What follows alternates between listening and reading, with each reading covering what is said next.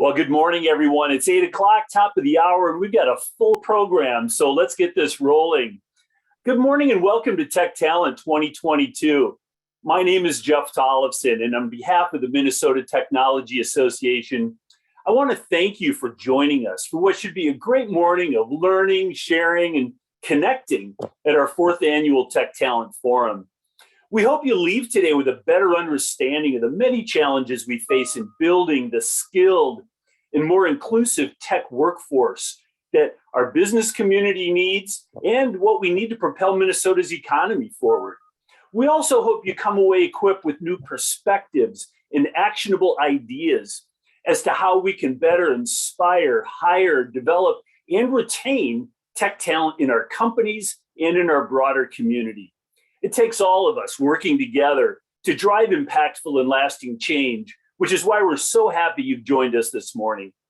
Now, before we launch into our first session, I want to acknowledge and thank our event sponsors that help make today's forum possible. That's Optum, Target, Thomson Reuters, and Accenture. Thank you for your continued leadership as we address the many challenges and opportunities at the intersection of technology and talent. I also want to thank the 9 members of our Tech Talent steering team, whose dedicated efforts over the past 4 months helped bring today's program to life. Between coming up with session topics and recruiting speakers, we're grateful for the time you've invested that has resulted in the great program we can offer today. So many thanks. Now, before I introduce our first session, I want to prepare you for the second. For the Q&A that follows Ron Hetrick's presentation on the demographic drought, we'll be using the Pigeonhole app to crowdsource questions. So either pull out your smartphone and hold up your camera to the QR code to launch the app, or you can type pigeonhole.att2022 into your browser. And either ask a question of your own, or you can vote on one posed by someone else. And those with the highest number of votes will stand a better chance of being answered by Ron. So, okay, with that done, let's kick off today's forum. Our first session will ground us in data related to some of the tech talent supply and demand challenges we currently face. And we're fortunate to have Erin Olson and Katie McClelland sharing their insights with us this morning. And you can learn more about Erin and Katie, as well as other speakers today, in the speaker's guide that you can access through the link that will soon be dropped in the chat. So take it away, Erin.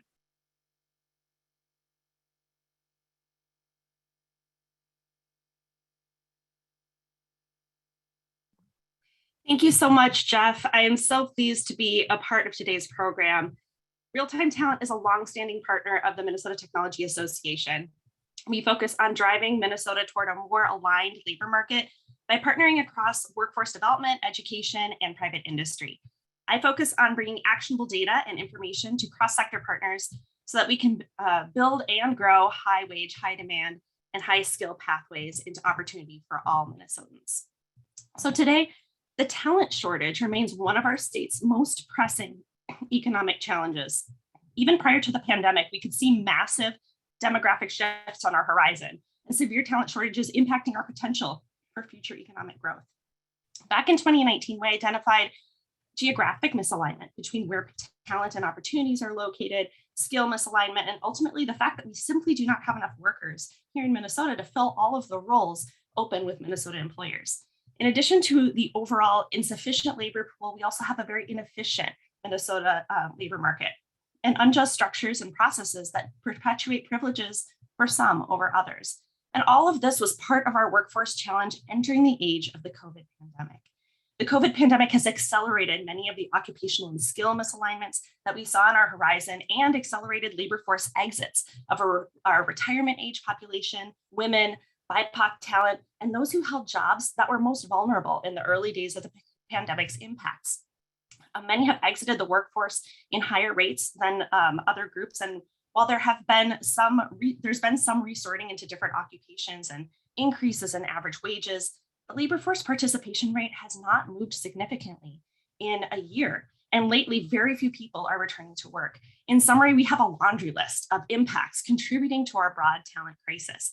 Misalignment on multiple levels, very low immigration, unequal impacts of the pandemic's effects by community, demographic, industry, and occupation, massive retirements, opioids, overdoses, health and mental health concerns, increases in self-employment, temporary shutdowns, accumulated wealth, and demographics. Our younger working populations are drying up and our older workforce has not been recovering.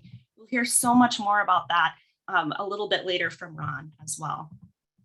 Job openings in Minnesota soared to a record high in the second quarter of 2021 as demand for workers greatly outpaced hiring.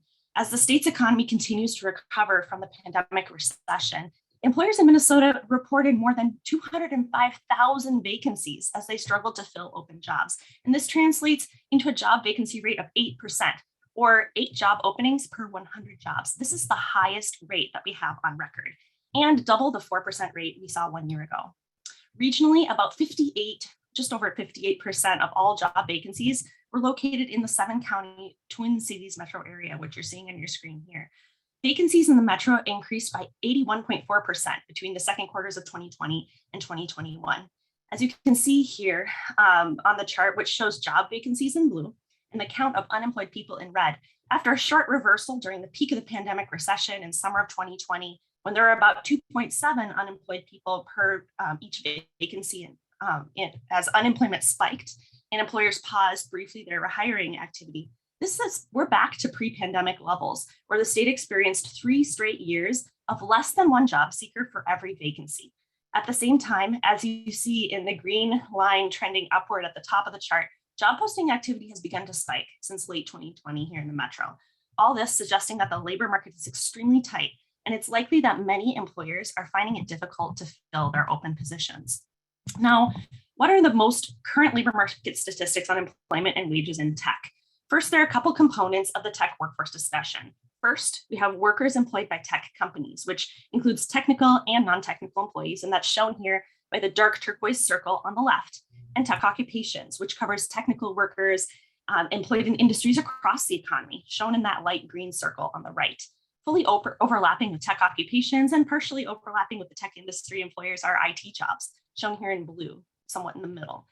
The MSP metro has the 17th largest metro market in the US for net tech industry employment. And our tech industry as a whole is a critical driver of the metro's economy, accounting for about $28 billion for our regional economy and accounting for about 9.3% of Minnesota's total state economy. About 245,500 people work in around 11,700 firms comprising Minnesota's tech industry, which includes employment in roles that go far beyond tech, of course, and include finance, management, manufacturing professionals, and more. According to CyberState's 2021 and Minnesota's wage estimates at a statewide level from the Bureau of Labor Statistics, the average wage in the tech industry in Minnesota is nearly $85,300 per year, about 73% higher than the median state wage for all occupations, and up about $3,300 from what was estimated just 1 year ago. And IT-specific positions average an even higher wage, coming in around $94,400 per year for the nearly 94,000 IT jobs found in Minnesota. Average wages increased by nearly 4,000% in IT positions. And unemployment in IT is dangerously low in Minnesota right now. We are sitting at about 2% unemployment, according to estimates modeled from the Bureau of Labor Statistics data. Over the next 5 years, as we recover from the pandemic, IT positions are poised currently to grow at a rate of about 0.9% averaged annually in a low growth forecast model. We could see demand much, much higher. Signs point to recruitment efforts getting tougher, especially for IT roles.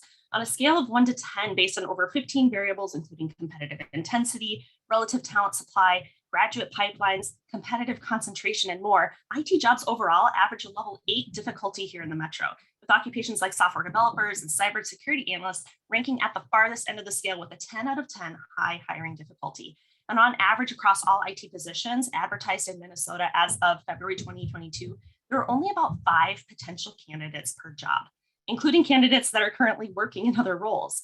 And IT talent demand is spread out over a broad range of smaller employers in the metro, making it particularly important for employers to be able to set themselves apart and distinguish themselves from the pack. The median posted wage for IT positions has increased dramatically across the metro, as of February, sitting at about $121,200 as an offered base salary, not including bonuses, salary, or bonuses or other incentives, which are becoming much more common.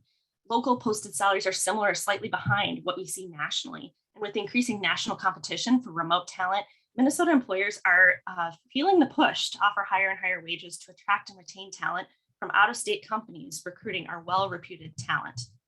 Remote work in particular has been having more than a moment lately. Indications are that remote and hybrid work are likely to become permanent aspects of the future world of work in our country. Out of all IT jobs posted in the MSP Metro in 2021, 18% of positions were advertised as fully remote, 9% were posted as hybrid roles, and another 3% were advertised as only temporarily remote with an intended full return to office. In other words, 30% of jobs posted were explicitly described as hybrid remote last year. As you can see in this two-year trend line, hybrid and remote IT jobs have increased steadily and continued well beyond the overall trend across all positions, which plateaued around 16% back in January 2021. So IT positions have continued to trend upward. And when we break that down further into what's happened for the temporary roles, we've seen temporary remote IT roles tapering off since 2020. Well, both hybrid remote, which is the middle line, and those fully remote options, the top line, have climbed dramatically. So next, let's take a quick look at tech talent today. Who works in these roles here in the Twin Cities? The charts to the left show a demographic summary of IT jobs held in the 7-county metro. Today, the Metro's tech talent workforce is relatively young, with about 36.8% of the IT workforce being 34 or younger, and only about 16.2% aged 55 or older. IT positions are predominantly held by non-Hispanic, white, and Asian talent, to a tune of about 91.2% of the IT workforce locally. The demographic mix of IT talent has remained relatively the same or consistent across recent years. About 78.2% of IT talent employed as of the last year was male, a 1 percentage point increase in male representation in IT jobs from 1 year ago. On the right, you can see a chart from CyberStates, which shows the 15-county MSP Metro's diversity index across broad tech occupations, which includes IT and STEM careers. You can see that the green tech occupation diversity lags behind in all measures. Interestingly, when we look at the educational levels of talent in our local IT workforce today, they may actually have higher educational backgrounds than likely required by the positions they're holding. While about 90% of locally posted IT jobs require a bachelor's degree, shown in the top bar, and about 79% of all IT roles currently held requiring a bachelor's degree, our second bar, about 55% of IT employees hold a bachelor's degree, and an additional 26% hold a master's degree or PhD. The final bar here illustrates the educational attainment of the nearly 40,000 applicants for unemployment insurance last year across Minnesota. While the data doesn't match perfectly to identify the specific degree levels of job seekers on unemployment insurance, only 9.7% of all these job seekers have over 15 years of educational background, which roughly calculates to a bachelor's degree or higher. Therefore, if a bachelor's degree is truly a requirement for roles, which increasingly we hear from employers of IT professionals, that likely it's not the best measure of a successful IT candidate, different strategies are needed to be able to create on-ramps of opportunity for this smaller population of currently unemployed and underemployed talent that we do have locally. All IT occupations, with the exception of computer programmers, are anticipating talent shortages here in the Metro throughout the next 5 years and beyond if new education and training pipelines do not open up.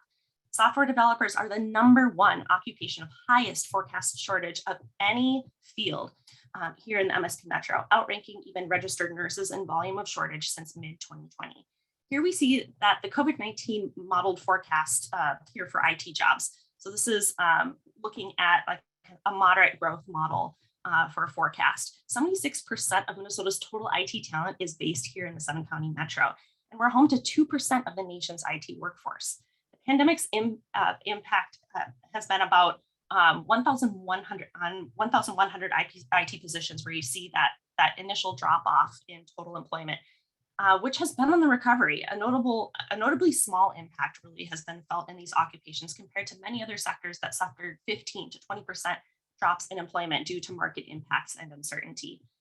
Information security analysts jumped up in rank in terms of shortage, from being #8 occupation of highest shortage to the 3rd occupation and highest shortage in this sector. And it could rise even more if demand continues to grow beyond our baseline forecasts and if we don't see significant additions to our graduate talent pipelines. And this matches up with our observations of dramatic local boosts in employer demand made clear in rising job postings for these roles as well. With such a critical local IT workforce contributing such significant dollars to our state's economy, it's troubling that such large talent shortages are forecast. And in this particular sector, one key bottleneck is that Minnesota is seemingly underproducing talent in all of the related post-secondary programs for IT careers. In fact, the MSP Metro is underproducing roughly 628 degreed talent in the software development space alone, compared to national benchmarks for an economy and market of our kind. And this situation has gotten significantly worse. We're looking at about 150 more in graduate gap from what we looked at just 1 year ago. We're not doing any better than where we were last year. Delivering a shortage of talent of these levels in a sector that is still predominantly seeks talent with a bachelor's degree is a guaranteed path to limited talent pools, unless we make a shift in hiring requirements, increasing post-secondary program capacity, and strengthening high school IT talent strategies. Whether or not an advanced degree is truly required or not, the fact is that moving talent from 0 to 60 straight into those highly technical careers is not usually realistic. As we think about how to build on-ramps into those high skill, high wage, high demand talent target occupations, they're at the top of this chart in IT, such as software developers, network and computer systems engineers, IT security analysts, and more. We need to build out clearer paths from a variety of different career fields and backgrounds. There appear to be very few easy entry-level IT occupations that require lower levels of experience and education that would be straight on-ramps or suitable for talent without some form of credential or certificate tied to IT. And with that, it's important to be thinking outside the box for other origin occupations, those in some of the lower wage, high volume occupations that have some related skills and available talent that might be looking for new career opportunities, which are shown here in the gray foundation at the bottom of this model. Next, we can focus in on how employers are developing our computer user support specialists and other gateway occupations that have really quite a lot of aligned skill sets. I've even included some occupations from outside of IT to the right of this chart that have some corresponding technical skill sets and experience that could serve as a starting point for talent seeking to enter the field. Using skills-based hiring and recognizing skill adjacencies from seemingly unlikely occupational matches is not only a key to getting talent, but a key to getting more diverse talent too.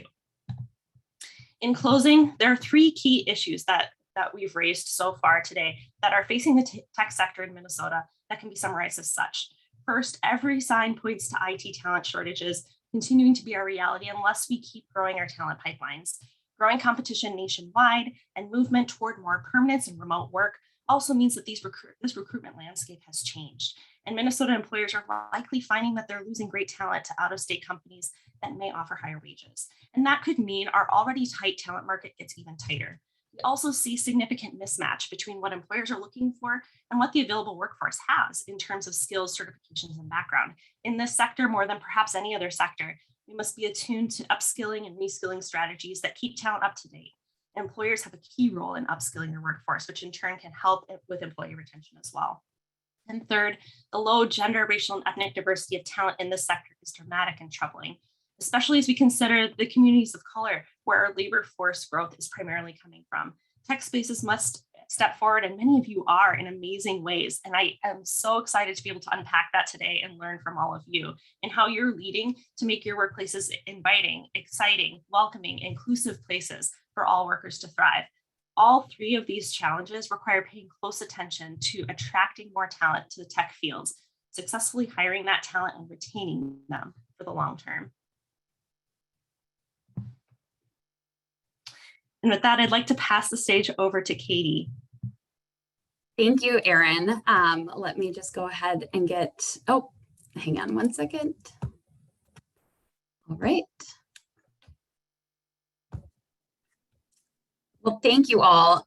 So I am Katie McClelland. I'm the Director of Public Policy and Research for the Minnesota Technology Association. And I think after seeing all of Erin's data, I think maybe a lot of people are probably like, so what? What do we do about this? And at MnTech, this is one of our biggest priorities this year, is addressing the education and workforce challenges of the state in the IT sector.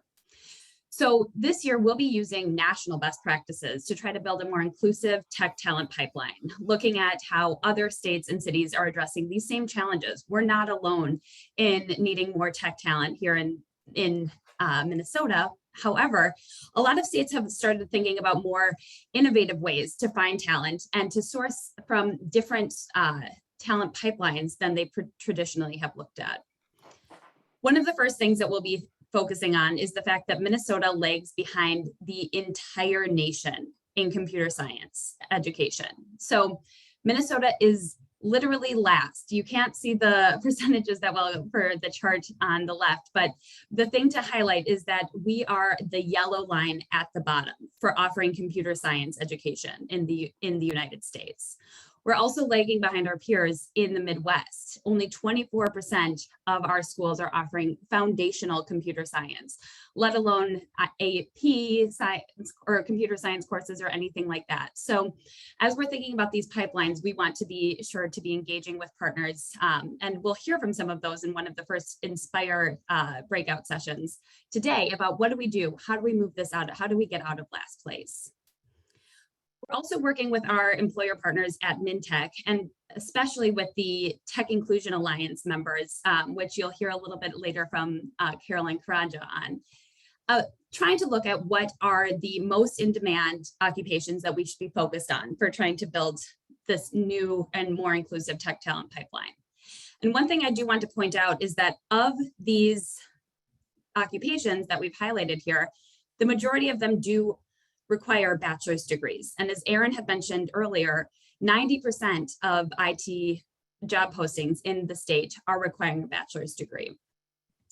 The challenge is, if we want to build a more inclusive tech talent pipeline, we need to be looking beyond just the bachelor's degree. Because this chart shows that if you're looking at BIPOC populations in Minnesota, 22% or less have a bachelor's degree. And that's all forms of bachelor's degree. Once you get down to IT or computer science related, the fraction goes down even more. So in reality, right now, we're facing a scenario where employers are having to poach from each other rather than actually find and build a talent pipeline. So that will be a major focus for us coming up this year. First steps is going to be trying to do an employer validated occupational analysis. So again, don't worry about reading everything on the screen right now, but this is kind of our first step of sending out to our employers information on the job descriptions, work activities, core function skills, all of this. And we'll have our employers that are partnering with us. And this is also kind of a call to, if any of you are interested in starting to engage in this work, we'd love to have you. But we want to make sure that we understand what the skills and competencies are that employers are looking for in these roles. And then we'll be partnering with new education and training providers. And whether that's community colleges, boot camps, registered apprenticeship programs, which we'll also be hearing from in one of the third breakout sessions today of how states and a number of major employers across the country are also using things like registered apprenticeships to find new pathways into tech talent. So with all of this said, we are trying to take steps at MnTech to try to address some of these talent pipeline challenges. We know that there's a lot of work to be done, and we are excited that we have a lot of employers that are ready to start thinking differently about where to find talent and how to grow new and inclusive and more diverse tech talent pipelines in Minnesota. All right, thank you, Katie and Erin, for these wonderful insights and the data provided. And while it's clear that our available pool of tech talent isn't sufficient to meet employer demand, it's also clear to me that this is a problem we can fix. And we'll hear more about programs and initiatives working to do just that in the sessions to follow. And now to take our workforce conversation to an even higher level, I'm excited to introduce today's keynote speaker, Ron Hetrick, senior labor economist with Emsi Burning Glass, a leading provider of labor market analytics and research. Ron has nearly 30 years of labor force economic experience and is quoted by media outlets such as CBS, CNBC, Wall Street Journal, Forbes, and many more on a near weekly basis. He provides analysis to numerous Fortune 100 companies and trade associations, and we're really fortunate to have Ron with us today. So please join me in welcoming to your screen, Ron Hetrick. All right, I think I need the screen share here. Here we go. There we go. Fantastic. All right, let's make sure this all works great. All right, looks like we got it. I love when technology works. Okay, well, hey, thank you for having me today. I tuned in right towards the end of the last session. I tell people you can't have my deck before I speak because sometimes I'm updating it up until the moment that I start, and I literally was updating it up to the moment that I started. But I tuned in right at the end to hear some of Erin's information, and there may be some things there that you're going to be seeing here again today. But I'm really here to kind of holistically talk about the situation that we're having with demographic drought. So early last year in 2021, we released the first article.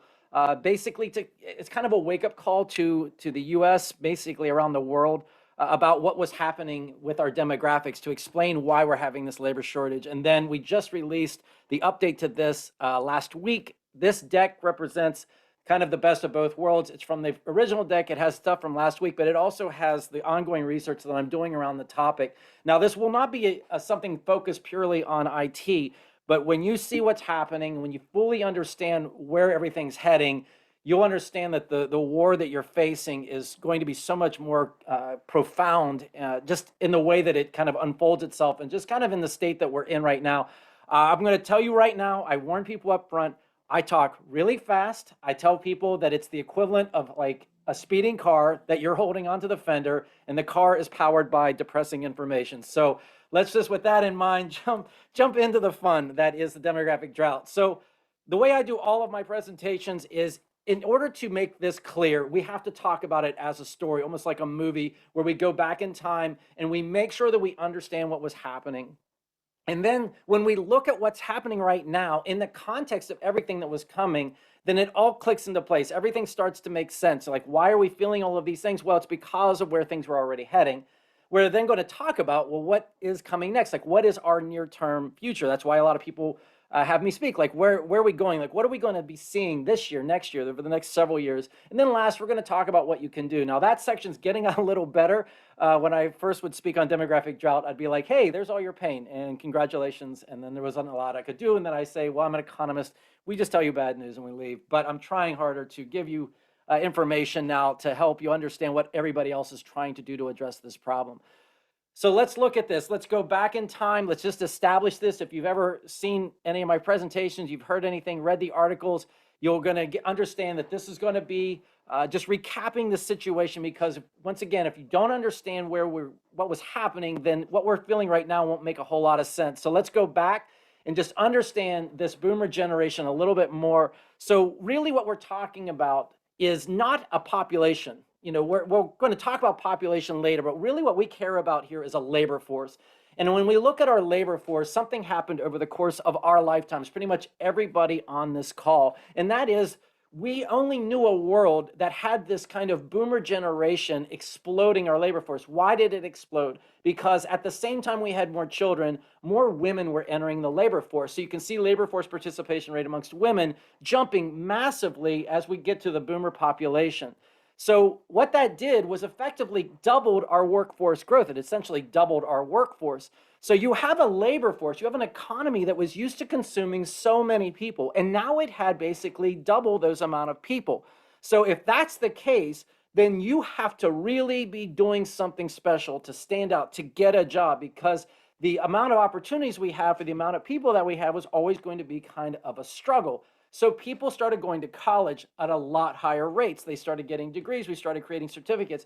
You needed to do things to stand out. You know, if you think about the yuppies of the 1980s, for those of us who are around then, the yuppies were the boomers who are entering their 30s. So when you do that, when you have this drive, when you're trying to succeed, when two people in a household are entering or making income, then household wealth goes up dramatically. So if you look at this slide, if we go back to 1955 and we do a 20-year period from 1955 to 1975, and we're looking at this in real dollars, so we're accounting for inflation, median household income went up by 9,000. So if we hold that period, so this is when women had entered in the early 70s, the boomer women are in, we now go forward 20 years, in that same household, median income went up by 42,000. So people made a lot more money. And then they took all of this money, everything goes on, and now they're all retiring.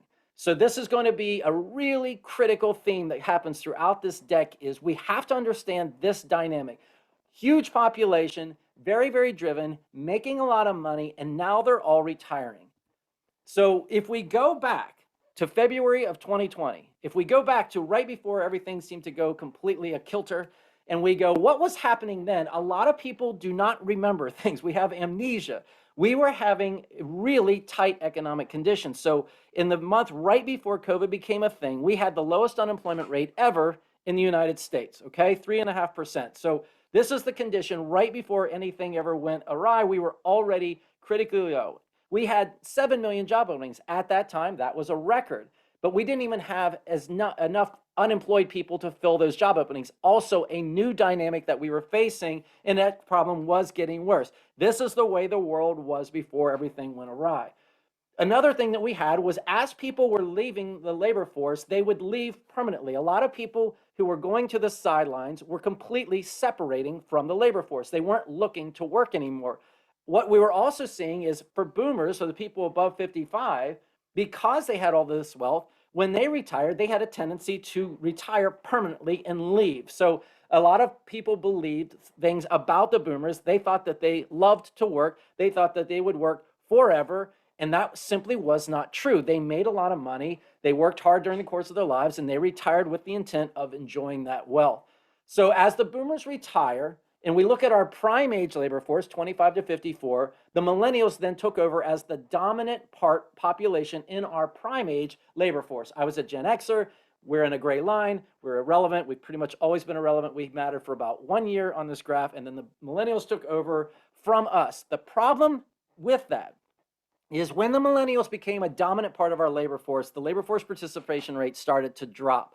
So all of this increase you kind of see on the left is that boomers, women coming in, we really start to go up. We hit a peak. And then as the millennials kind of enter that prime part, we see just a little bit less interest in working. It had started to recover towards the end, but that recovery was happening mostly amongst women. A very important development is what's been happening with men. If you read the first Demographic Drought article, I go into great depth as to why we're seeing this constant decline of men from the labor force. We're going to talk about that in this deck just a little bit, about some of the factors that are affecting men in particular. But this is something that we have noticed that's been going on for several decades, with men particularly dropping out of the labor force.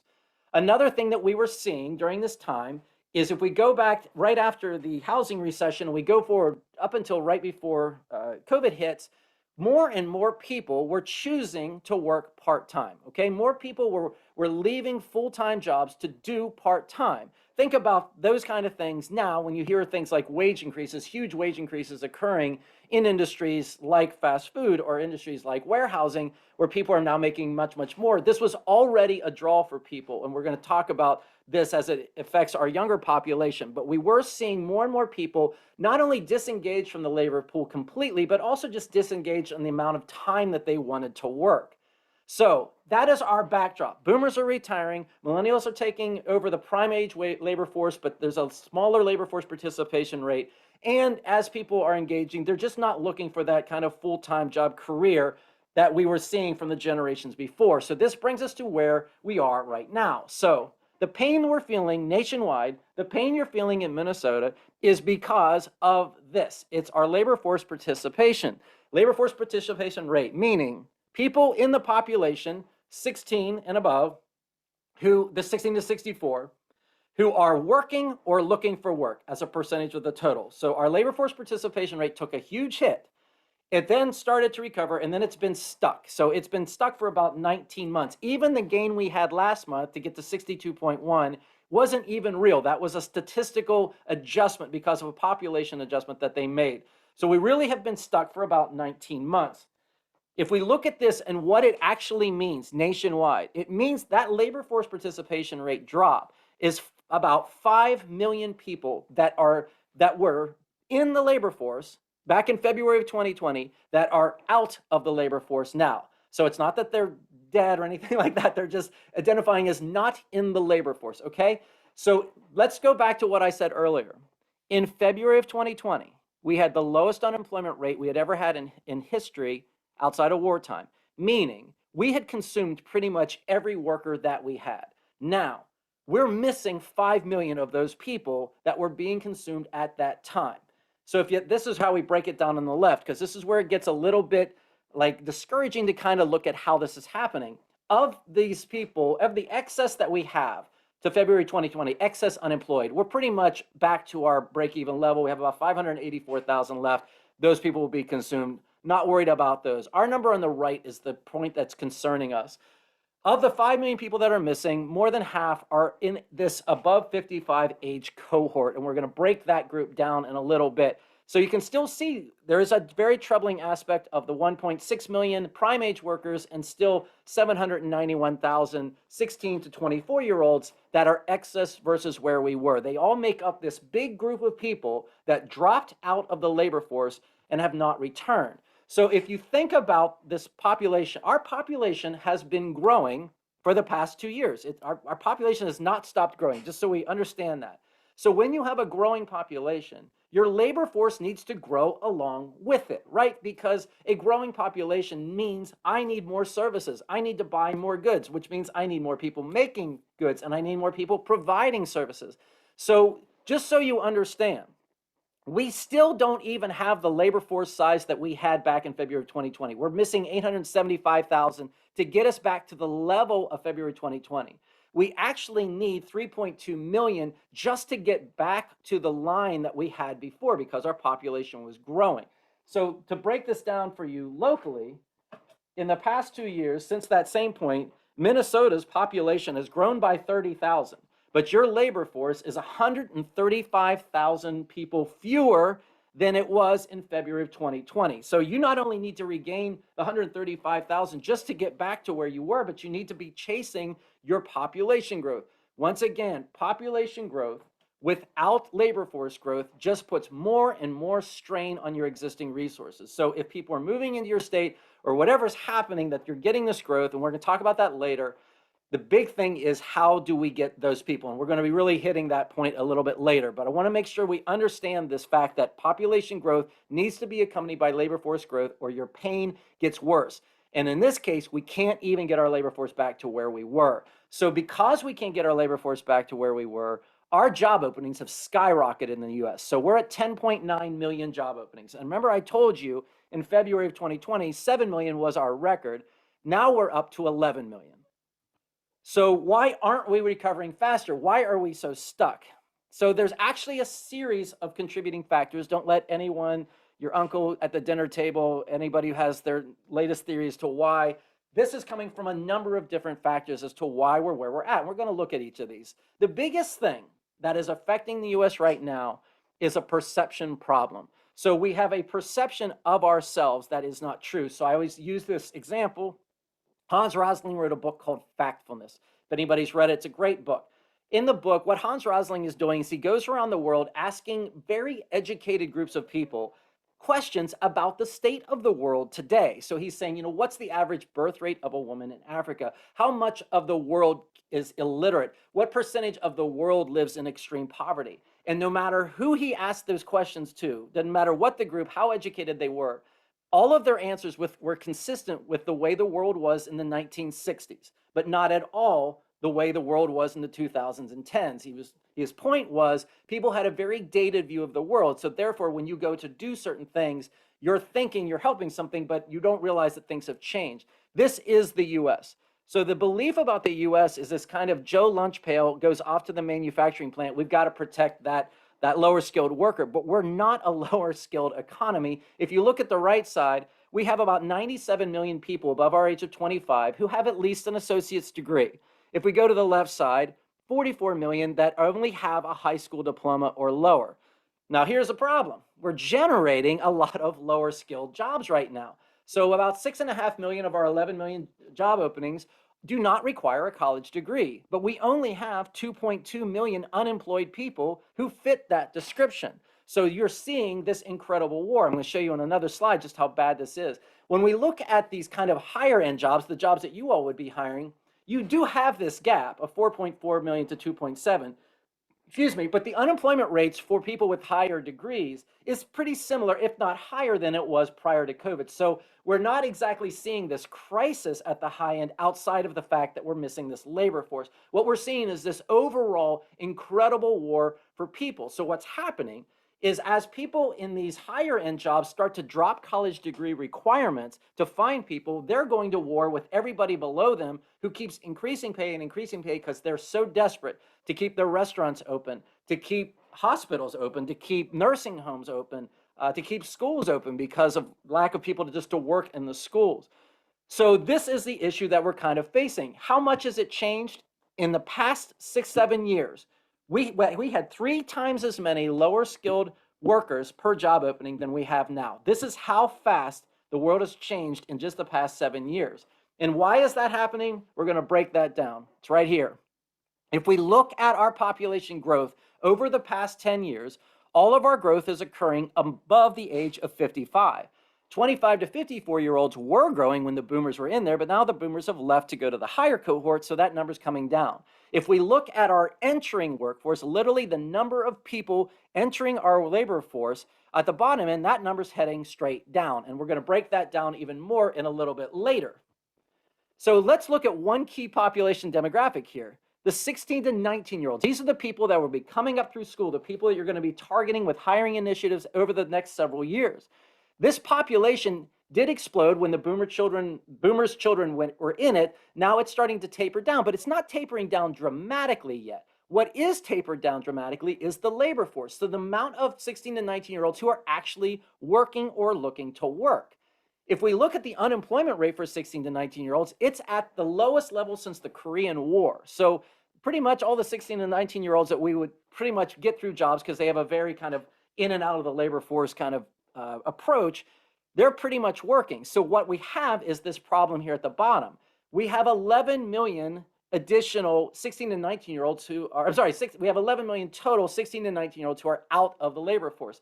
So this is going to be a theme you keep hearing. We have a population. It's just the population is not in the labor force. They're not looking for work. I call this the travel sports epidemic, but we can call it anything we want. Kids are too busy to work nowadays is what we hear all the time.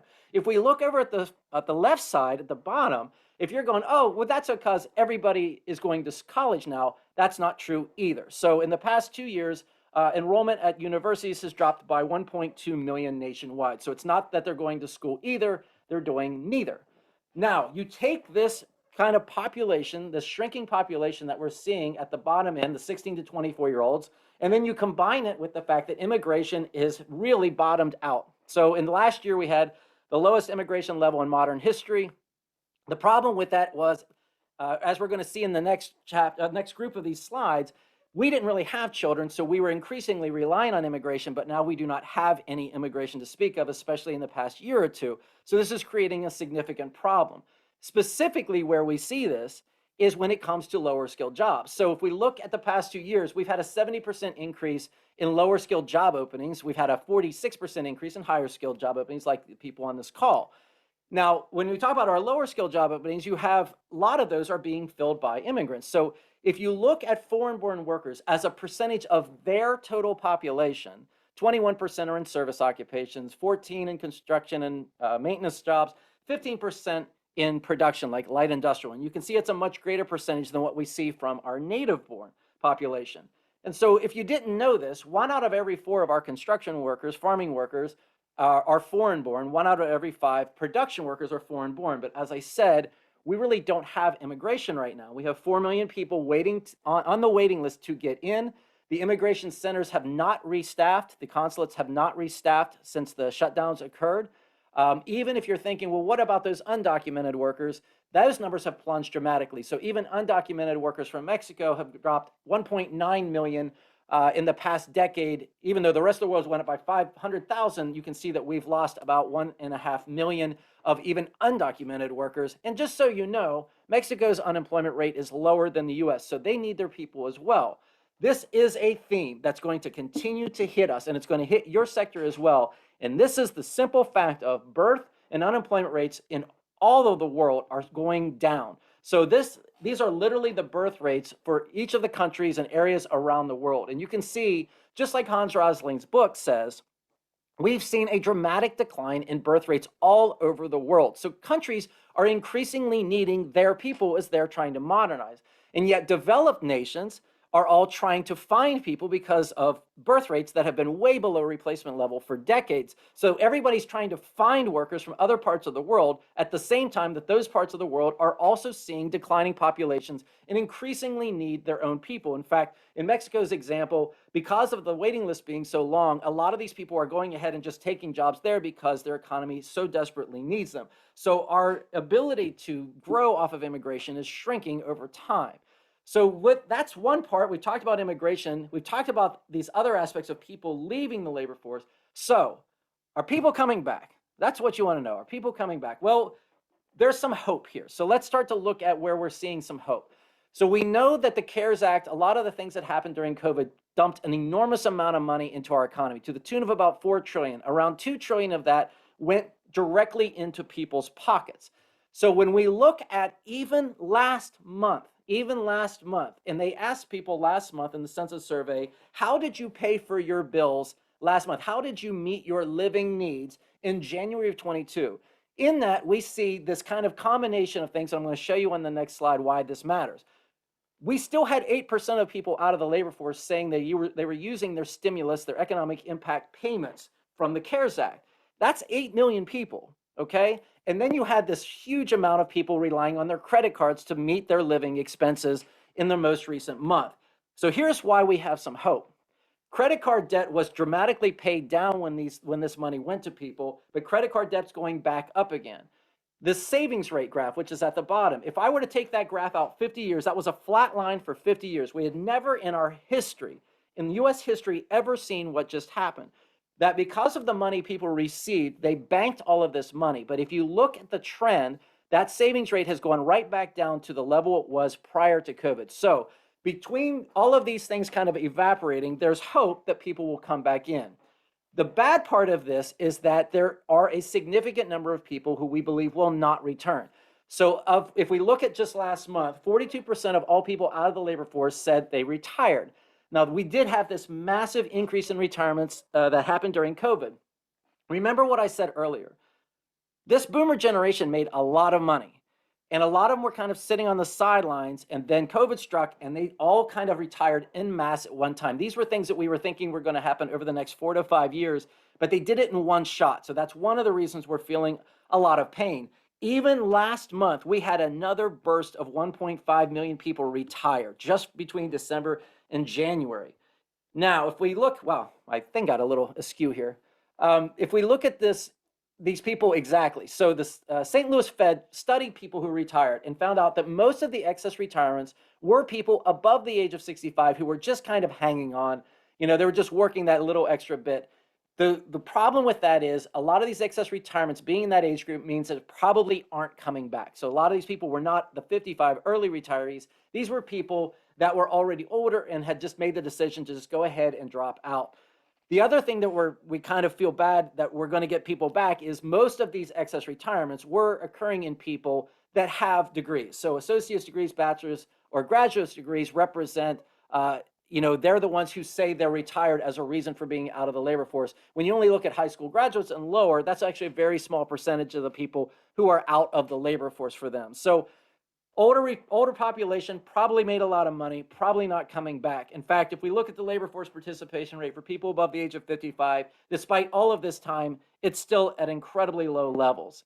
The other issue, so we talk about the older population, we also talk about the younger population. There's a spending aspect we think is in our favor. There's some things working against us. One of the problems is we've had a significant increase in overdose deaths, fentanyl overdose deaths, opioid overdose deaths. That's what's attacking a lot of the prime age male population, where we estimate about 800,000 prime age men are out of the labor force battling addiction. This kind of varies by state, but it's another issue that's kind of robbing us. So I want to go back to why we think there is some hope. So I talked about earlier the aspect of people having money and then saying, they're clearly using that money to survive off of and staying out of the labor force because they can, right? Because you work basically to pay your bills, to have a place to live, to have food and shelter. Yet we see so many people who are out of the labor force that we start to wonder, how are they doing it? I get that question all the time. This is why we feel like we have a little bit of hope. If we go back to May of 21, last year, May of 21, they asked 9.3 million people who had lost their job due to the pandemic, are you going back to work? This is May of last year. This is crazy. 1.2 million of that 9.3 they asked said, I'm never going to work again. So, okay, that's your excess retirements. I'm okay with that. 1.6 million said in May of 21, I'm going to go back to work, but not in 21. I'm going to wait till 2022. Oh, okay, well, that's interesting. That means you have the ability to stay out of the labor force for all of the rest of 21, but you're going to come back the next year. Then you had this really odd group of people who, this 3.5 million who said, I'm going to go back to work. And, well, you're looking for a job? No, but I'm going to go back. Now, the belief and hope was that they were going to do it last year. We now know by studying labor force numbers that they didn't. So a lot of these people are probably still waiting to come back. And then we had 3 million who at that time said, yes, I'm looking for a job. If we look at our growth, these people here were probably all consumed. So this gives us hope. This 3.5 and 1.6 are people who did say they are coming back. It just doesn't look like they did it last year. And based on the way we look at the spending, we can see that they were still using that money and starting to ring up debt to kind of hold out. It's been a crazy couple months. Omicron threw another wrench in, but with all of that stuff settling, we do expect several million of these people to come back. My prediction was early second quarter. I'm still kind of holding that. One thing we have to be careful of, and this is really going to affect your industry, are that people can work for themselves. So just because you come back, you got to be careful that you're competing with people, working for themselves. So this is the future of what we're looking at. I already said that we have a declining 16 to 24-year-old population, okay? And we already know we have very low immigration. So let's start to talk about, you can grow your population through having more births. You can have people move to your part of the country from other parts of the country, or through immigration. But just because you get them to move there, as I explained earlier, you need to get them to work. It's not about growing your population, it's about growing your workforce. First off, we know that the birth rate is not in our favor. It has not been in our favor since the early 1970s. So our birth rate has continued to decline. In fact, in 2020, we set our lowest birth rate ever. And then in 2021, we thought was going to be the bounce back year. Births are coming in lower than 2020. Why is that? Because our marriage rate has completely disappeared. So marriage is the single biggest predictor of future birth rates, and that absolutely hit the ground in 2020. So if we look at the past several years, we had already started to see a decline in the marriage rate prior to COVID, but it really took a hit. So this tells us that the next several years are probably not going to be very favorable. If we look at population growth from 2010 to 2020, it was the lowest since the decade after the Great Depression, when people didn't have children because, quite frankly, they didn't know if they'd be able to feed them. And then if we look at this is one of the most important graphs here as well. This is the actual number of people in the US population by age. So the number at the top, that 22, means that's the number of people in our population aged 22. At the bottom is the number of people in our population aged 1 year old or less than 1 year old. Now, if you look at that graph, it just keeps working its way in every single year. So we know this is a problem that's only going to get worse as we go forward. This means that we're going to have more and more people who are out of the labor force, depending on people who are in the labor force. You can see that this continues to kind of spiral up. We're that red line. You can see kind of what's going to happen up to 2030, when we're going to have 60 people who are dependent for every 100 people we have working, and how much that explodes as time goes on.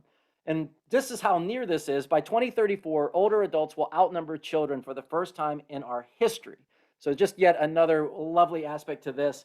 This is just a really quick look of saying, if we look over 65, you can see some of the country growing, but mostly when we look at our under 25 population, most of the country has not grown. If you have grown, it's because people probably moved to your part of the country. So this is where we've seen, just in 2021, this is how much our demographics kind of changed from state to state. So I said that you all, from the beginning of the pandemic to now, are up about 30,000. But you can see, that's one of the ways you can grow. So we talked about birth rates, but another thing is if you can take people from other parts of the country and bring them to your area, that helps as well. Obviously, remote helps as well, but there is a problem with that. When you have California and New York hemorrhaging people left and right, that means they are going to hardcore hit the rest of the country because they do not have the labor pools there anymore. And I heard that mentioned in the last presentation, so pay attention to that one. So what are the solutions for dealing with a declining labor force? First off, It would be, I would love to say robots. That's where everybody kind of takes it. What about AI, robotics? It's going to save us all. Unfortunately, that's not the case. So the estimate by the World Economic Forum is that by 2025, our improvements in robotics and AI will gain the world 12 million jobs in the next 3 years. So why? Because every time you come up with a technology, you need so many other things to support the technology. So manufacturing a robot is actually the least most productive part of that. This is the Stan-Smile curve, if you've ever heard of it. You need all of these other jobs as well, people to distribute those people to install them, people to market it, sell it, service it. Like if you're going to put this in a fast food place, you have to have somebody who's ready at the drop of a hat to go fix the machine, or else the whole place goes and gets shut down for the day and they lose all their money. So these are things that you have to have in place. So, when the internet came in, that was supposed to be the end of brick and mortar retail. The two largest employers in the world right now are Amazon and Walmart. And brick and mortar retail, if they could fill their job openings, would have more jobs now than they've ever had in history. Also, the problem with technology is that if we look at just innovation, if we look at like interactive voice response software, it was first started in the 1970s. Yet, if we look right now at our own internal data in Emsi, we have 100,000 customer service job openings in our country. And we all know how much we love dealing with interactive voice software. And this is in 2022, yet this technology came out in the 1970s. So as I hit earlier, this is really about engaging the disengaged. If you want to win in this battle, if you want to see improvement in our economy, if you want to be an employer who gets people, you have to get the people who are not engaged. It's the people who, for whatever reason, cannot see themselves in a job at this time. How can we make them see themselves in a job? So one way we do is you can sit there, you could absolutely improve your job descriptions, but people out of the labor force probably aren't going on, Indeed or other job sites looking for jobs. They're probably just out of the labor force. Somehow you have to take the really cool and amazing, flexible things that you're doing in your job and get that message to people who do not see work as an option for them right now for a number of various reasons. The other thing is just really embracing the freedom, this job freedom mentality. Yes, there's the remote aspect. Yes, there's flexible hours and hybrid, but it's just the concept of you won't know what fully you need to do unless you talk to people who are out of the labor force. So if you have existing workers who have friends who have certain skill sets, but they're out of the labor force, see if you can talk to these people. See if you can get to understand what it is that's keeping them from seeing themselves in a job. Do they just look at it as a binary decision? I'm all the way in or I'm all the way out. What can you do to affect that narrative? The second part is, if you're in leadership, if you're on this call and you're an executive, you should be involved in your recruiting. It's one thing to have recruiters kind of do that initial screening and calling people, but the second they clear someone, you need to be involved. Don't wait until the end to talk to people. And also, I heard this earlier, I think this was on the announcement, your hiring cycle needs to be minutes, hours, days at the most, but you can't be sitting on workers for 2-3 weeks. They're not going to be around that long. That whole concept had to die when the boomers left the labor force. So we also have to change just our attitude on immigration. Believe it or not, I told you earlier, our immigration is at all-time lows. However, a survey that just came out in January said 58% of people are dissatisfied with our immigration levels. 9% think they're too little. 35% say they're too much. Look at how much this changed in the past year. So we have more people saying immigration we have too much immigration than we have people saying it's too little at the time that we just set the lowest immigration number in our history, in modern history. So we've got to change that narrative as well. So I've already talked about these other things. The childcare part, if you haven't, we talk about that a lot in the article. We have about 5 million people who are out of the labor force because they say they're caring for a child. Whatever you can do to provide that kind of care for them, investing in centers in your own market, whatever you can do, that's a great thing as well. And then lastly, it's that aspect of who can you hire that no one else would even consider. I've been doing a tremendous amount of research right now on the ex-offender population. There's so many groups in so many states that work. They're advocates for all of these different groups that you're seeing here. They will train these people while they're still incarcerated. They will work with you to find the right person. This is all of these types of things. All of these populations have advocates who will work with you. and they were not going to show up in a lot of the things that you're doing. They're not going to show up in your job searches. They're not going to show up when you start screening resumes through ATSs. These people are going to get bounced out every single time. So you need to do things. You have to take an active role in making sure that you target these populations. But as this article that it came from said, don't go after all of them or you're going to go bankrupt. Pick certain ones that you think will be a right fit and target them specifically. Create a thing, make that a thing. That's what you do. You know, we have people who have a physical disability. We have people who are ex-offenders. We have people who, you know, do spotty backgrounds because they have to take care of like an elderly parent. So that's just something else that you have to make sure that you're doing. Flexibility, going after the workers who are on the sideline, and then doing whatever you can do to find new populations in. So that is it. If there are questions, please let me know. Right. Thank you so much, Ron. I have the questions on the Pigeonhole, and just so everybody knows, the link is in the chat. Feel free to go in and enter your questions and upvote different questions that you want to have answered. So the one that is right at the top here, you briefly touched on like aligning educational approaches to jobs that are available. So this question is pertinent to that. So I've heard that Minnesota is 50th in the nation in offering computer science or IT in high school, especially outside of the metro area.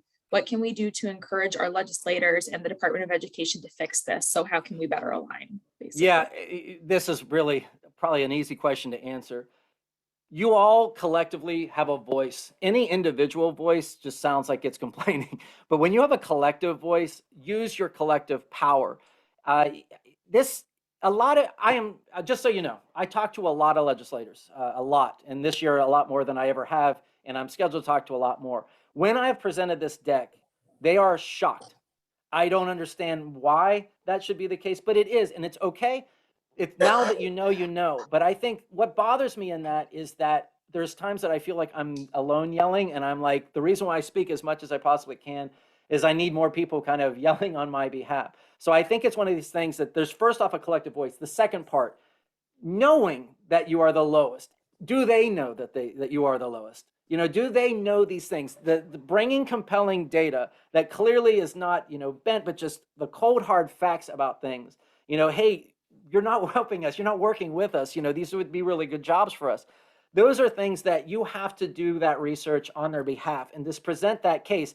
Ask to have those times. Ask to meet as a group have a group representative, and just make sure you take that time to let people know these particular things. So I mean, if data doesn't work and yelling doesn't work, I'm not quite sure what else we can do. Right. Let's see here. So another one, why aren't supply and demand forces driving more students into major computer science, to major in computer science in the US, as has happened in many other countries like India, China, Philippines, Indonesia, etc.? It's an incredible question. That is a great question. I think there is, if you look at what I said earlier, we've had about well over 1 million decline in college enrollments in the past 2 years. Now we know that there's been a population decline, but that certainly doesn't account for it. We are just seeing a definite lack of interest in work. I don't know how else to say this. We are seeing hope with Gen Z, but with that in mind, we did see this kind of plunge in college enrollment that we weren't expecting. The problem that we're seeing, and I tell you what, this is an incredibly real threat, and I don't want you all to downplay this. When jobs like Amazon offer warehousing jobs that pay $18 to $20 an hour, and I'm coming out of high school and I have a chance to make a lot of money as a fairly young person. I mean, my first job, I think I made $2.84 an hour because I worked in a restaurant. It was like nothing. So these people are seeing this kind of ability to kind of grab now. And I know like Bitcoin's another thing, but you know, that's not going to sustain you, but these are distractions. We have people who are internet influencers. You have so many distractions for people when they're younger that they feel like I can do something quick and make some money right now, that I just don't think people are looking at the long view right now. I think they're looking at and taking advantage of opportunities in this kind of short view. That being said, as I said earlier, we have more job openings than we've ever had in lower skilled jobs. So they're not even getting their jobs filled. If you look at what I said earlier, we have 11 million 16 to 19-year-olds who are out of the labor force. Even though that population has grown the past 10 to 15 years, the labor force shrunk.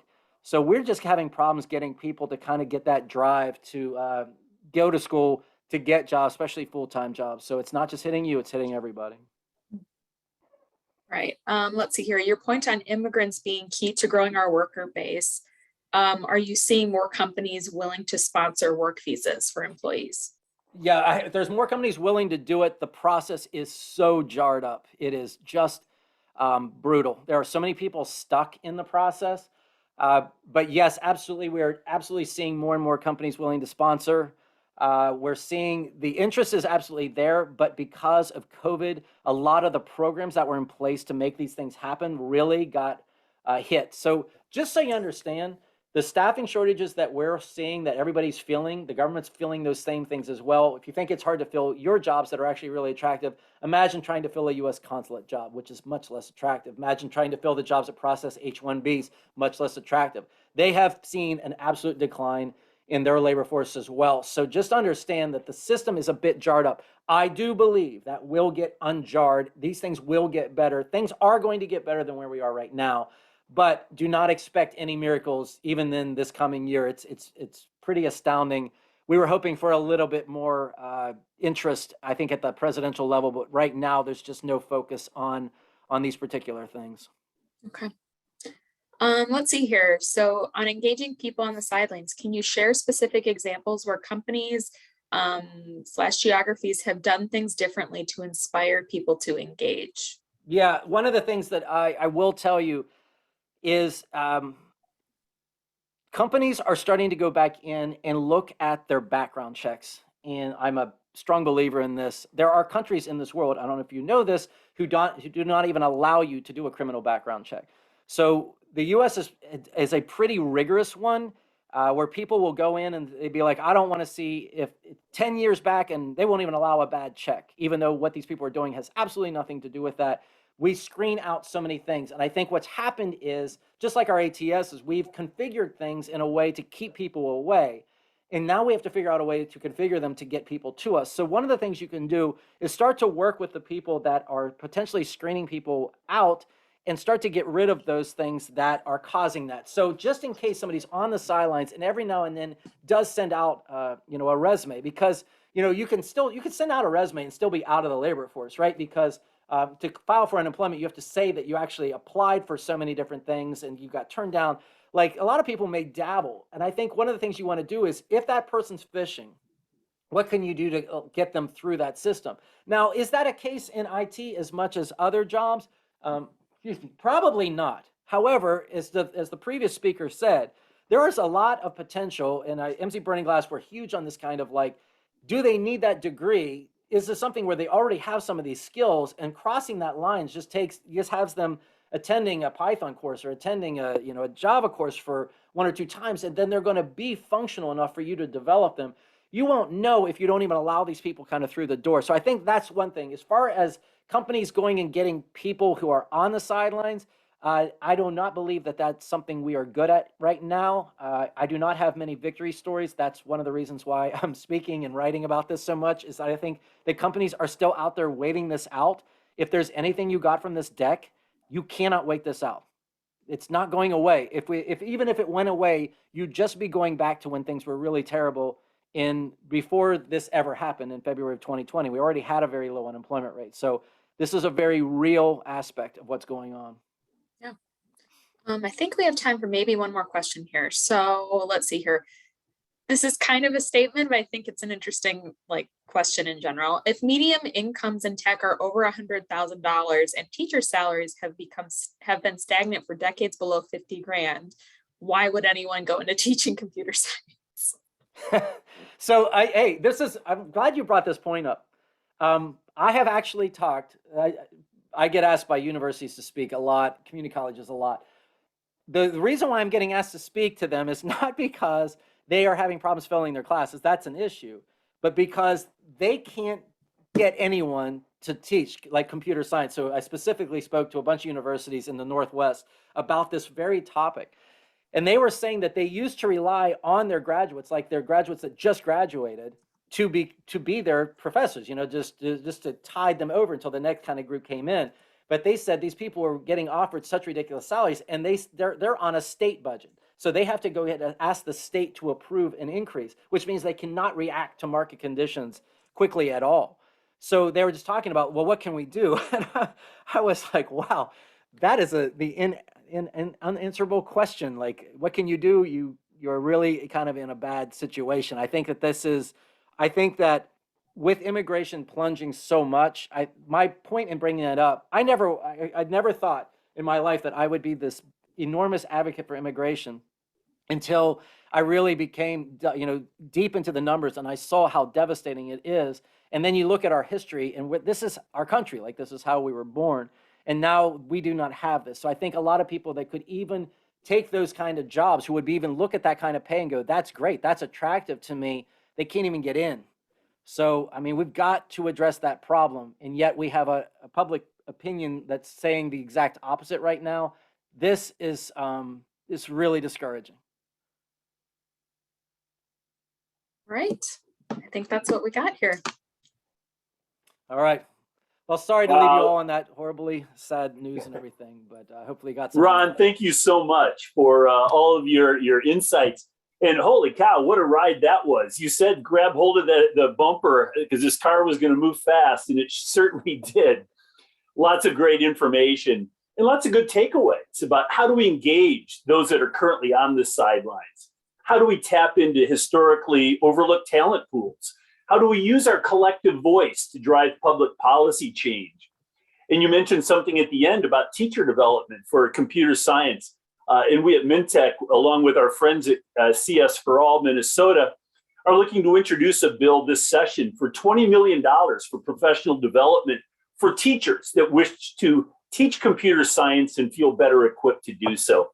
All of this is a great segue into our next session. So it's now my distinct pleasure to introduce my colleague, Karanja, who's going to share more about a new initiative we're leading called the Tech Inclusion Alliance. Caroline will later be joined by Tarek, CIO of the state of Minnesota, as well as Jamie Thingelstad, CTO of SPS Commerce, for a conversation about Tiaa after a brief overview from Caroline. So please welcome MnTech team member Caroline Karanja. Thank you, Jeff, for that introduction. Good morning, everyone. Thanks for joining us. I'm really excited to share with you a bit more about the Tech Inclusion Alliance.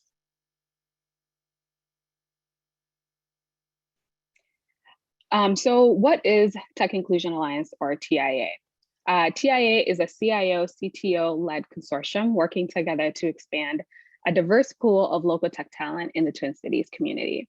And we're particularly focused on expanding access to those in the Black, Latinx, and Indigenous communities. And so this partnership between MnTech and Tiaa is one where MnTech is helping lead and plan those initiatives, which you'll see here in a little bit. And Tiaa's role is to influence and implement those initiatives. So I'll kind of share a little bit more about what those initiatives are. But before we get there, you'll see here on the next slide, that there is sort of a visualization of what this imbalance looks like. And so the Tech Inclusion Alliance is important in this moment because there is really an imbalance in our tech ecosystem. And for years, we have underinvested in our tech workforce. I think that last question around teachers is a key point to plug in there, along with a number of other different ways that we haven't really put in as much into our tech workforce as we should have to be ready for this moment. And so there are things that are in place that unnecessarily limit access to tech jobs or even visibility to tech jobs. And this really has contributed to the situation we're in, where we have more openings than people to fill them, which has only been amplified by the COVID pandemic. And so we need to address this now in order to set ourselves up to succeed in the near future as much as possible. And so what this looks like is that on the candidate side, we have a need where we need to expand the pool of digitally skilled and employment-ready talent here in the Twin Cities community, again, with a particular focus on Black, Latinx, and Indigenous communities. And on the employer side, we need to rethink, redesign, and standardize how we do technology hiring, development, and retention, and make sure that those practices better embrace the experiences and skills of all of our employees, but in particular, our BIPOC employees. And so right now we face many challenges, as I think has been mentioned by Erin Olson, Katie McClelland, Ron. And so, some of these challenges include our current low ranking in terms of CS access for our students. Another challenge that we face is just that requirement around bachelor's degree for most of our tech jobs, where we kind of really need to think about whether or not that is truly necessary to succeed for all of those positions. And so all of these things in combination with the fact that our companies are not retaining BIPOC employees at the same rate as white employees means that we are really set to not necessarily be able to fulfill all of the needs that we have as a company. And in particular, not able to really grab and hold on to the amazing talent that we do have access to here in terms of addressing that pipeline and making sure that we're increasing our retention rates. And so all of these challenges, they're all very real, right? But I think some of them require a shift in perspective. So for example, as was mentioned, we had a historically low unemployment rate prior to COVID. But within all of that, Minnesota had an unemployment rate of 3.1%, whereas in North Minneapolis, for example, there was an unemployment rate that is 7 times higher at 21%. So a lot of the employers that were within like a 30, 45-minute drive had all of these unfilled jobs, but then you had a much higher unemployment rate within that particular part of the city.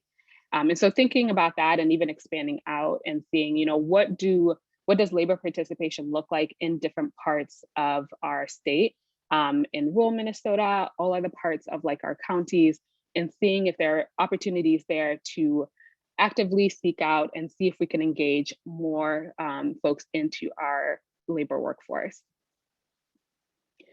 And so I think the nice thing about looking at these challenges and opportunities in this way is that there is potential. The potential here is really tremendous, right? And so, that's one of the things that Tiaa is focused on, is really kind of seeing how we can take those potentials and turn them into initiatives that we can work through. But before we can do that, we need to really understand what those opportunities are. And so the Tech Inclusion Alliance team is working on building a data-informed foundation to ensure impactful and measurable outcomes. And so we have 5 focus areas that we're working on, as you can see here on the graph. We have public policy, which is being led by Katie McClelland. We have a focus on K-12 education, non-traditional pathways, post-secondary education, and policies and practices around recruit, develop, and retain talent within our employers. And as part of setting this foundation, we're working on mapping out our current tech ecosystem in order to identify what some of those gaps are to increase access. We're also working on validating with employers the types of skills and positions that they'll need over the coming years. And so that's being done through the occupational demand analysis work that Katie mentioned earlier. And so I did want to share really quickly that the work around the ecosystem map, or as we're calling it currently, MnTech Connect, that this tool is going to be shared later today during the Inspire track at 11:30. But the goal of this tool is to visibly make sure that everyone has the ability to see what kinds of tech skills they can acquire through different types of programming that are available here in the Twin Cities. And so in particular, we broke them down based on K-12 programs, post-secondary and tech skills training. And so for K-12, those are opportunities around that age group or that grades. Post-secondary opportunities to really kind of grow out your talent and being able to participate in different types of workforce engagement opportunities.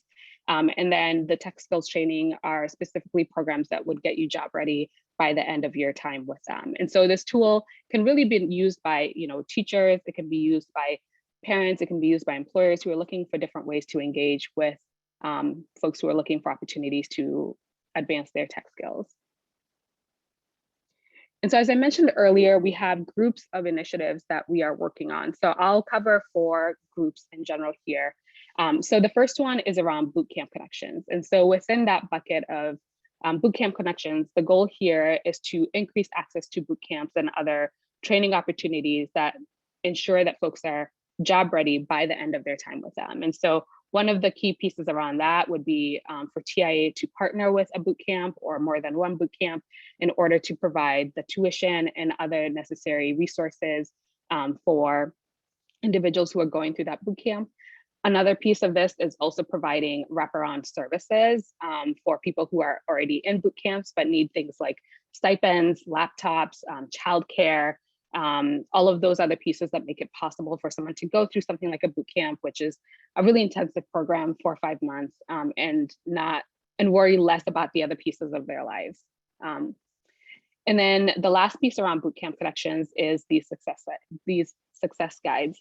And so this is really kind of inspired by the fact that even once we get folks in through the door through these bootcamp tracks and training programs, that we want to make sure that the onboarding process facilitates their growth and potential success within the organization.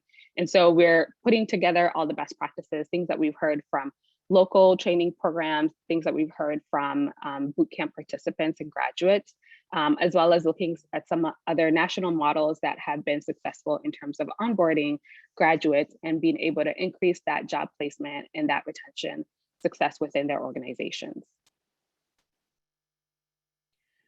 The next bucket of work is around expanding work-based learning. And so there's a couple of key pieces around this. One of them is just expanding those internship opportunities, so working with employers to increase those access, whether it's partnering through current programs like Genesis Works or Step Up and some of those other local ones that we have, or working with other national organizations to put together some of our own internship types of programs. That's going to be one key thing. And along with that as well is the apprenticeship program. And so we're looking to potentially partner with, again, other national organizations that have been doing this and have a lot of knowledge around this in order to stand up an apprenticeship program around technology. And so the goal here is to really increase that ability for individuals to go and do a lot of on-the-job learning, and that being a key way of not only increasing access to technology, but then also making sure that folks are job ready for those specific positions within those organizations. And then the last piece around expanding is just being able to provide a much stronger bridge between employers and community-based organizations and local training partners. And so again, we think that it's really important for companies and organizations to connect with community members, and there's lots of community-based organizations that are looking for the types of opportunities that they can then share out with their members, with their communities, and make sure that there's increased visibility into all the different opportunities and potentials that are out there. Another bucket of work is around recruit, develop, and retain, as I mentioned earlier. And so one piece around that is just employer best practices. So looking at what are some of the strategies that our local employers are employing around recruiting, developing, and retaining top talent, and how do we share those out? So understanding what's working, what's not working, so then that way we don't have to sort of keep repeating things that are not going to work. But then also I think it's a good lessons learned and a way for all companies to be able to kind of grow together and succeed together in this effort. And the next piece around this is around cross-organization technology communities. And so this is kind of like helping to support sort of a meetup type structure or professional organizations around technology communities. And the goal here is to give folks an opportunity to connect with other people who are in the same sector as them, but may not necessarily work within the same organization, to kind of build a stronger bond on that sort of professional network level. The other piece or the other group of initiatives is around private-public partnerships. And so CS for All is working to improve Minnesota's ranking, which we heard earlier. And so partnering with them in order to support the work that they're doing, whether it's at a policy level or in terms of advocating for their work. The next piece around it is around educators. So again, this kind of goes back to an earlier point, but really making sure that we understand, what do our employers need and how do we make sure that the education tracks make it possible for potential candidates to be able to align their skills better with what employers are looking for. And then looking at supporting our teachers and ensuring that they have the resources that they need in order to teach the curriculum that's needed. And so that includes lots of partnerships, whether it's with other organizations, whether it's with DEED and the state, whether it's with our employers, to make sure that this is a collaborative effort.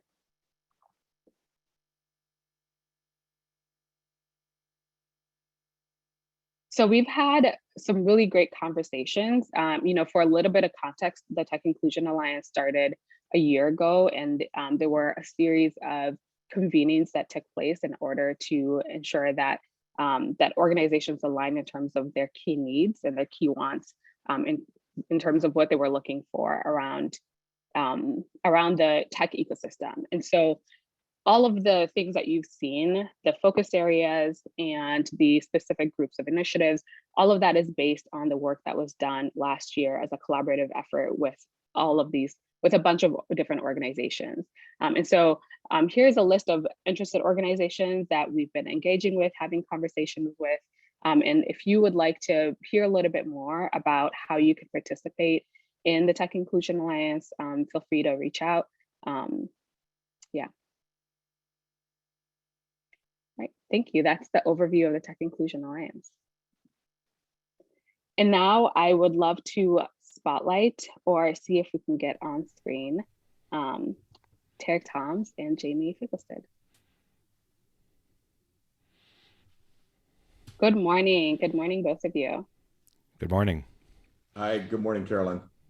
I'm really excited to have this conversation, I think, with some of the context that we have around the Tech Inclusion Alliance and to just get that conversation going. And so I just have a couple of questions that maybe we could start off with. The first one is, what cultural shifts do you think are needed within the organizations and within our tech ecosystem in order to make something like this work, or in general, in order to make a more diverse and inclusive tech ecosystem? Jamie, you want to start? Sure. I was going to say I'm not sure who wants to jump in first, but I'll go ahead. So first of all, Caroline, I want to thank you for having us today. And I also just what you shared with the Tech Inclusion Alliance is exceedingly exciting. And I'm really happy to see this coming together the way it is.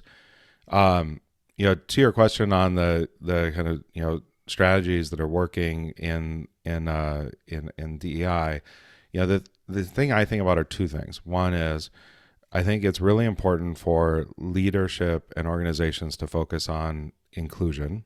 I think we still fall into these tropes of how technology is built and created, and the kind of meme of a solo engineer working in a darkened room, magically coming up with solutions.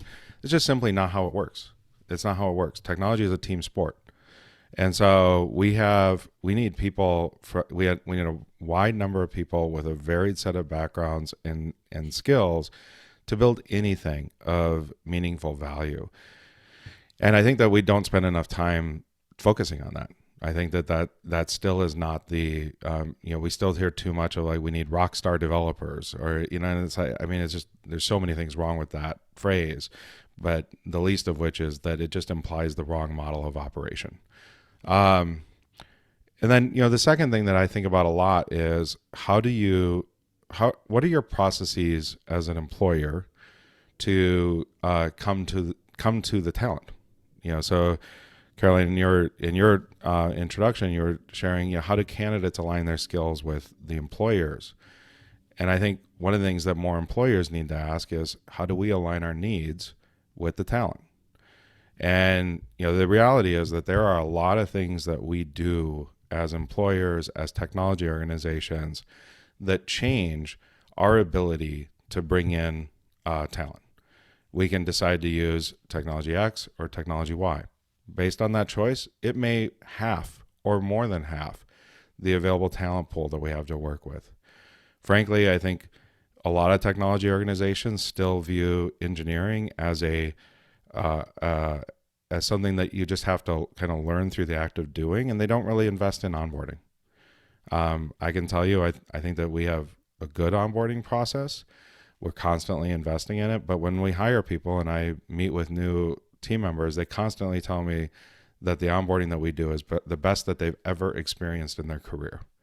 And the reality is, in technology, a lot of people are thrown a laptop and a login and then told to figure it out.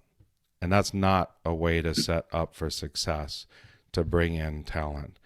And so I think more introspection on the part of technology organizations to determine what we can do in the choices we make on technology and how we onboard and how we do our work and what impact that has on our ability to bring in talent. I don't think that those two things are connected very often today. Jamie, Carolyn, really agree with everything that Jamie just said, and certainly want to echo great introduction, Carolyn, to the work that the Technology Inclusion Alliance has been doing. I've been lucky that I've been a part of it for quite some time, and really, started with sincere passion. Did not start with any type of a directive to do A or B, but really started with a sincere recognition that the diversity of our technology talent in Minnesota isn't sufficient. And, really the largest organizations really can consume all of it. And what does that mean for, the rest of the organizations in Minnesota that, really need and rely and it's really an organizational risk, if you will, to not have a diverse technology team. One of the things that I was continually struck by, and I think it mirrors itself in so many different spaces as we were working, through how do we approach this work. The picture that you put up related to all the organizations that are a part of the TIA group now, and certainly that will continue to build out, I think represents so much hope and opportunity in the Twin Cities and greater Minnesota area, because that power of those groups and the sincerity really can make a change. And I think focusing, as the group did initially, on what is working well across organizations, that have resources that are really able to put a lot of power behind this. And then let's all do more of that. That'll already, move us significantly forward. And like so many things, the journey, sometimes the improvement of the first 80% is a whole lot easier than, those remaining 20%. And let's not lose sight of like all the easy wins and gains that we can have. And so I think, that work that TIA is doing, doubling down on the things that we've discovered that have worked well, and let's just pour gasoline, on those things that work well to really, improve and move those forward. And so that urgency related to that, I think, is really important. I think for us, as technologists, and Jamie, I think really hit it on the head, those of us that have been in this space for a long time, if we just dive into the backgrounds of our teams, we'll see, that the makeup of a technologist, and even our successful technologist, isn't that cookie cutter formula of how we hire. It just doesn't, work that way. How we hire in terms of, we're looking for a, senior cloud automation engineer is actually not how our best cloud automation engineers came to be if we talk about, where they started. And so much of it is just, thinking differently and opportunities and not always thinking immediately. Think about what a person might become in 6 months to 12 months, as opposed to, the set of credentials that they walk into the door with day one, and really invest and double down. I think our ability to connect with underserved populations is critical. And I'm a little bit torn in terms of it certainly is incredibly important to inspire them to be technologists. But we also know that many people just don't know exactly what that career field is like. And so I'm kind of heavy on like, hey, let's figure out how to draft, because I think many people will love it if they just get exposed to it. It's almost like, we can get so far with inspiration, but we can, probably get a lot further if we just create exposure and opportunity, because I think a lot of people in underserved populations that, may not have family members that worked in this space, that may not have people that can tell them about the, tremendous set of diverse opportunities and job types and, travel opportunities and the different people you'll meet and the problems that you'll solve that, will really inspire you. So I think there's a little bit of, inspire. And then I think there's a little bit of draft that probably will be really important related to really continuing to move our opportunities in Minnesota forward,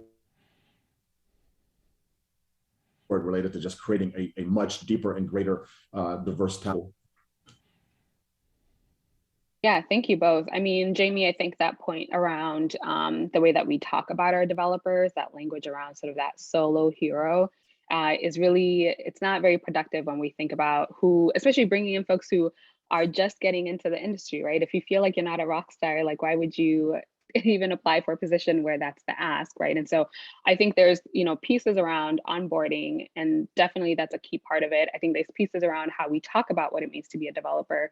And then I think that there's also pieces around, as you mentioned, Tarek, like really rethinking our requirements, right? And so thinking about what could someone be, and really taking a look back to understand what have made people successful within our organizations, and having that as a key foundational piece in how we think about the job description, the onboarding experience, and even that partnering paired programming piece that might be part of that onboarding experience.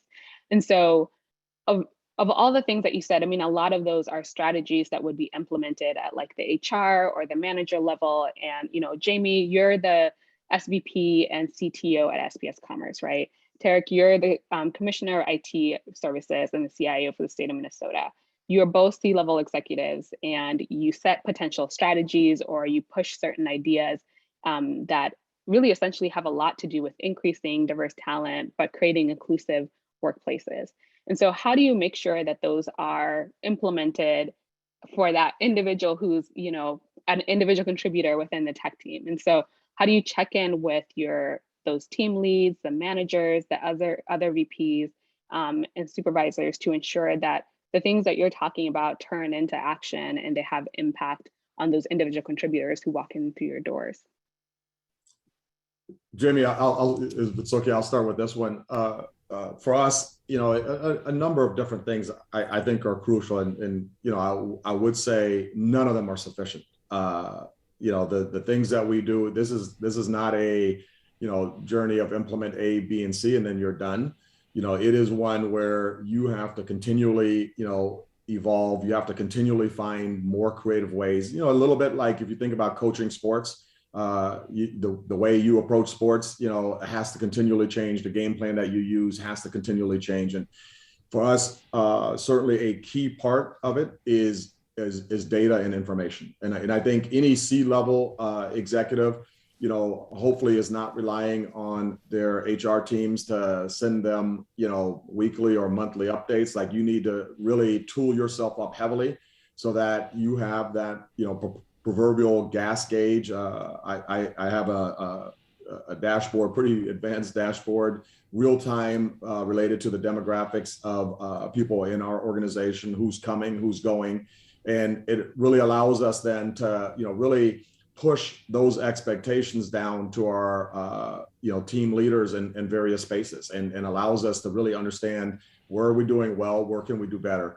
I think one of the things to be successful is that it doesn't stay within the C-suite. It has to be a cultural part of your entire organization. And you have to view it from the sense that if we're not in these seats, is this work going to continue in a significant way, or does it, come to a halt and then, maybe has a totally different view or perspective or strategy, which could be even better, but no matter what, it then ends up stagnating. And so you have to get it out of the C-suite. We have a team at Minute. We have 2,500 technologists in our organization. We have about 50 people that are part of our equity team, but it has to be the part and fabric of all of our managers and supervisors. And they have to understand that we're tooled up in a way that our expectations related to the diversity of the talent that we're looking to attract and retain is something that we view as one of our most fundamental strategic and existential areas related to how we serve Minnesotans. It's impossible for us to think about how can we vaccinate, 1 million Minnesotans and technology as an undercurrent or as a accelerator, if you will, for doing that, if we don't have a diversity of technologists that help shape here's how you reach different groups, and here's how you reach different populations in the language requirements. And so that tooling of data and that cultural component and making sure that, it really is a vibrant part of our culture that we, use and look through every day is really important. Yeah, I would just dovetail on that. I mean, I feel one of the most important things is to connect this to business results. So as a I'm just going to use simple math. SPS, we're a growth company. We have been for years. We have every intention to continue to grow at the rate that we've been, if not more. And so to do that, there is a need to bring in more technologists to help build more products, build more capabilities, drive more scale, what have you.